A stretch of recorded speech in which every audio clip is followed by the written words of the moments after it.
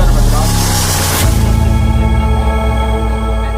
ہوں، اس شعر سے آپ کی ایمانی بیداری کا پتہ بھی مجھے چل جائے گا، پھر بات آگے بڑھے گی۔ شاعر کہتا ہے متاع اشک نہیں ہے ڈگر ڈگر کے لیے۔ اگر آپ بول کے سننا چاہتے ہیں، سننا جانتے ہیں تو سبحان اللہ کی صدا آواز آنی چاہیے۔ متاع اشک نہیں ہے ڈگر ڈگر کے لیے، ذرا بولیے گا سبحان اللہ۔ متاع اشک نہیں ہے ڈگر ڈگر کے لیے، اسے بچا کے رکھ طیبہ کی راہ گزر کے لیے، اسے بچا کے رکھ طیبہ کی راہ گزر کے لیے، اور تڑپ تڑپ کے مدینے میں ہم کو جینا ہے۔ بولیے گا سبحان اللہ۔ تڑپ تڑپ کے مدینے میں ہم کو جینا ہے، یہ درد ہم نے خریدا ہے عمر بھر، یہ درد ہم نے خریدا ہے عمر بھر کے لیے، اور مانگنے والوں دعاؤں میں مدینہ مانگو، مانگنے والوں دعاؤں میں مدینہ مانگو۔ مانگتے تو بہت کچھ ہیں، جس کو آپ کی چوائس ہوتی ہے وہ مانگتے ہیں، جو آپ کا دل چاہتا ہے وہ مانگتے ہیں۔ ظہر پڑھتے ہیں تب مانگتے ہیں، عصر پڑھتے ہیں تب مانگتے ہیں، عشاء پڑھتے ہیں تب مانگتے ہیں، فجر پڑھتے ہیں تب مانگتے ہیں، اور مانگنے پر کوئی پابندی بھی نہیں ہے۔ اللہ رب العزت قرآن کریم میں ارشاد فرماتا ہے ادعونی استجب لکم، اے میرے بندو تم مجھے پکار میں تیری پکار کو سنتا ہوں۔ حاضرین محترم، ہماری جیسی چوائس ہوتی ہے ہم ویسا مانگتے ہیں، جو ہماری طبیعت ہوتی ہے ہم وہ مانگتے ہیں۔ لیکن آج یہ میں آپ کو بتاؤں ہمیں مانگنا کیا چاہیے۔ شاعر کہتا کیا ہے، مانگنے والوں دعاؤں میں مدینہ مانگو، مانگنے والوں دعاؤں میں مدینہ مانگو۔ شاعر کہتا ہے اے مانگنے والا، اگر تجھے مانگنا ہی ہے تو طیبہ کی گلیاں مانگ لے، طیبہ کے تقدس مانگ لے، میدان طیبہ کا تقدس مانگ لے۔ اے مانگنے والا، اگر تجھے مانگنا ہی ہے تو طیبہ کی گلیاں مانگ۔ اے مانگنے والا، اگر تجھے مانگنا ہی ہے تو جنت البقیع کی حاضری مانگ۔ اے مانگنے والا، اگر تجھے مانگنا ہی ہے تم تو حضرت عثمان ذو النورین کی بارگاہ میں فاتحہ پڑھنے کی دعا مانگ۔ اے مانگنے والا، اگر تجھے مانگنا ہی ہے تو صدیق کی صداقت مانگ، عمر کی عدالت مانگ، عثمان کی سخاوت مانگ، علی کی شجاعت مانگ۔ مانگنے والوں دعاؤں میں مدینہ مانگو، زندگی مکے میں طیبہ میں مرنا مانگو۔ مانگنے والوں دعاؤں میں بھئی آواز مائک بہت کھینچ رہی ہے۔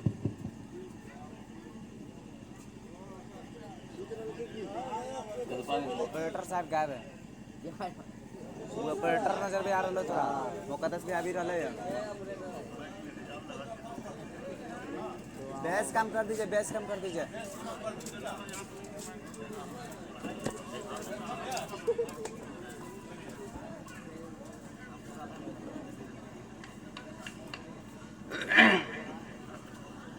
آواز مائک جو ہے بہت آواز کھینچ رہی ہے۔ حضرت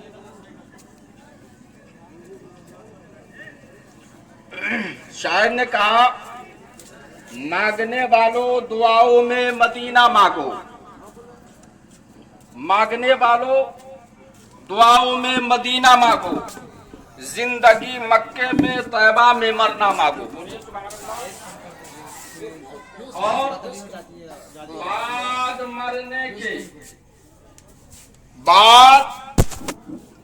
مرنے کے مہک اٹھے لحد کے گوشے، حضرت مولانا عیسیٰ صاحب کا بعد مرنے کے، دیکھیے میں مرنے کی بات کر رہا ہوں۔ اگر آپ اس مصرے کو سمجھتے ہیں پسند آئے تو سبحان اللہ کہیے گا۔ بعد مرنے کے مہک اٹھے لحد کے گوشے، میں زندگی کی بات نہیں مرنے کے بعد کی بات کر رہا ہوں، ورنہ زندگی میں دنیا میں تو ایسا سینٹ ہے ایک بار لگا لیجئے مہک جائیے، مگر شاعر نے کہا بعد مرنے کی، مطلب یہ ہے کہ جب مرو تو ٹناٹن ٹی ٹی اے سنی جنتی خوشبودار مسلمان،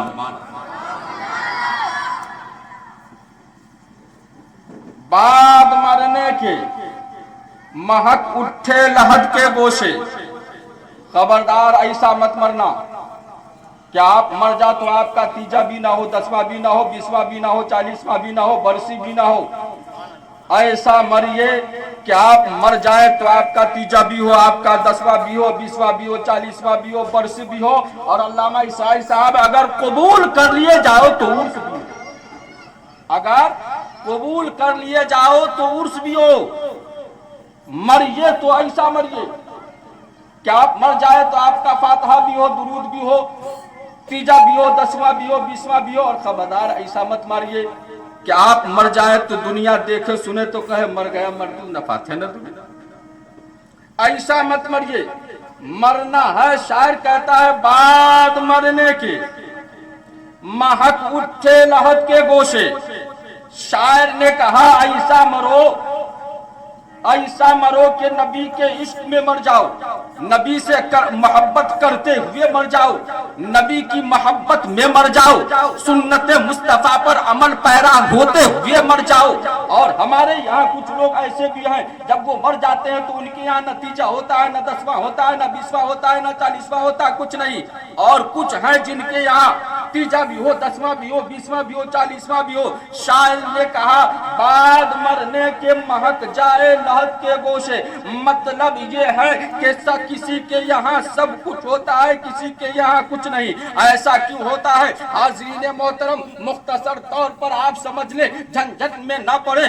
جو اپنے آپ کو مردہ تسلیم کرتے ہیں، جن کا عقیدہ یہ ہے نبی بر کے مٹی میں مل گئے، جو یہ کہتے ہیں کہ مرنے کے بعد کوئی چیز نہیں، انسان مر جاتا ہے تو مٹی میں مل جاتا ہے، جن کا یہ عقیدہ ہے، جن کا یہ تصور ہے، وہ مرنے کے بعد نہ تو تیجا کرتے ہیں نہ بسوا کرتے ہیں۔ لیکن ہم سنی جنتی مسلمان جب تک زمین پر ہوتے ہیں تب زندہ، جب زمین میں ہوتے ہیں تب زندہ۔ اب مجھے کہہ لینے دیا جائے ہم یہاں زندہ، مصطفیٰ مدینے میں زندہ، ہم یہاں زندہ، مصطفیٰ مدینے میں زندہ، ہم یہاں زندہ، صدیق اکبر وہاں زندہ، ہم یہاں زندہ، عمر فاروق اعظم وہاں زندہ، ہم یہاں زندہ، عثمان غنی وہاں زندہ، ہم یہاں زندہ، علی کرم اللہ وجہ کریم وہاں زندہ، ہم یہاں زندہ، غوث اعظم بغداد میں زندہ، ہم یہاں زندہ، غوث اعظم بغداد میں زندہ، ہم یہاں زندہ، ہند کے راجہ مہاراجہ خواجہ اجمیر میں زندہ، ہم یہاں زندہ، صابر پاک کلیر میں زندہ، ہم یہاں زندہ، مخدوم اشرف کچوچا میں زندہ، ہم یہاں زندہ، نظام الدین محبوب الہی دہلی میں زندہ۔ مجھے کہنے لے دیا جائے ہم یہاں زندہ، ہم سب کے حضرت اعلیٰ حضرت عظیم البرکت بریلی میں زندہ۔ جب زندگی کی بات آئی ہے مجھے کہنے کی اجازت دو، ایک عاشق چلا بریلی سے چلا، سوئے طیبہ چلا، دیدار کی حسرت لے کر چلا، جالی کو پکڑ کر مچل گیا، عرض کیا یا رسول اللہ صلی اللہ علیہ وسلم دل من ہٹا دو، پردہ دکھا دو، رخ زیبا کا کی زیارت کرا دو، رخ زیبا کی زیارت کرا دو۔ حاضرین محترم، اعلیٰ حضرت سرکار بریلی شریف پہنچتے ہیں، عرض کرتے ہیں یا رسول اللہ جمال جہاں آرا کا دیدار کرا دیا جائے۔ حاضرین محترم، ایک دن ہوا دل من ہٹا نہیں، دوسرا دن ہوا پردہ سرکا نہیں۔ اب عاشق نے اپنے اوپر ملامت کرتے ہوئے کہنے لگا کوئی کیوں پوچھے تیری بات رہا، تجھ سے سیدہ ہزار پھرتے ہیں، اتنا کہنا تھا دریائے رحمت کو جوش آیا۔ نبی کریم صلی اللہ علیہ وسلم نے اپنے چہرہ مبارکہ کو ہٹایا۔ نعرہ تکبیر، نعرہ تکبیر، نعرہ رسالت، نعرہ رسالت، مسلک اعلیٰ حضرت، مسلک اعلیٰ حضرت حضرت علامہ مولانا غلام مرتضی مصباحی صاحب قبلہ۔ نعرہ تکبیر۔ یار مائک کے اتنا آواز کھنچتا ہے۔ ایک عاشق چلا بریلی سے چلا، سوئے طیبہ چلا، دیدار کی حسرت میں چلا، جالی کو پکڑ کر مچل گیا، عرض کیا یا رسول اللہ صلی اللہ علیہ وسلم چلمن ہٹاؤ، रूखे ज़ेबा का दीदार कराओ। एक दिन हुआ चिलमन हटा नहीं, दूसरा दिन हुआ पर्दा सरका नहीं। अब आशिक अपने पर मलामत करते हुए कहता है कोई क्यों पूछे तेरी बात रजा, तुझसे शहीदा हजार फिरते हैं। इतना कहना था दरियाए रहमत को जूसा आला हजरत सरकार को। नबी करीम का जमाले जहां आरा का दीदार हुआ, जब आला हजरत सरकार ने अपने सर की आंखों से जमाले जहां आरा का नजारा किया, पुकार उठे तू जिंदा है वल्लाह, तू जिंदा है वल्लाह। मेरी चश्मे आलम से छुप जाने वाले, मेरी चश्मे आलम से छुप जाने वाले, जान है इश्क मुस्तफा रोज फजू करे खुदा। जान है इश्क मुस्तफा रोज फजू करे खुदा। जिसको हो दर्द का मजा नाज़े दबा उठाए क्यों, जिसको हो दर्द का मजा नाज़े दबा उठाए क्यों। और फिर के गली गली तबाह ठोकरें सबकी खाए क्यों। दिल को जो अक्ल दे खुदा तेरी गली से चाहे क्यों। मैं अर्ज कर रहा था बाद मरने की महक उठे लहद के गोशे, बाद मरने के महक उठे लहद के गोशे। इसलिए रब से मोहम्मद का पसीना मांगो, इसलिए रब से मोहम्मद का पसीना मांगो। और डूबने का कोई खतरा न रहेगा तुझको, पंजतन जिस पे लिखा हो वो सफीना, पंजतन जिस पे लिखा हो वो सफीना मांगो। हज़रात, इंसान के इंतकाल हो जाने के बाद